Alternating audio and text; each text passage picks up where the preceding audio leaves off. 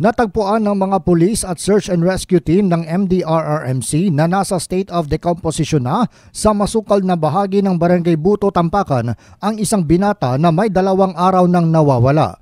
Kinilala ng Tampakan PNP na pinamumunuan ni Major Gerald Hervasio ang biktima na si Nico Omas, 23 anyos at nakatira sa Barangay Poblasyon, Tampakan. Lumabas sa investigasyon ng PNP na ang biktima ay may tama ng baril sa ulo na sanhi ng kanyang pagkasawi. Sinabi ng kaibigan ni Omas sa mga pulis na si alias Ryan, 20 anyos, na pumunta sila sa Barangay Buto para manghuli ng mga wild chicken noong November 16. Ayon pa kay alias Ryan, pagdating sa lugar, nagdesisyon silang maghiwalay at nagkanya-kanya na ng hunting. Sinabi nito na makalipas ang ilang oras, nakarinig na lang siya ng mga putok ng baril sa masukal na bahagi ng barangay. Kwento pa nito, bigo ang biktima na makabalik sa napagkasunduan nilang meeting place dakong alas 4 ng hapon.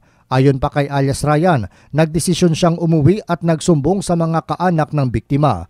Inaalam pa ng Tampakan PNP kung sino ang mga salarin at ano ang kanilang motibo sa pagpatay sa biktima. John Sionosa, NDBC, Bida Balita.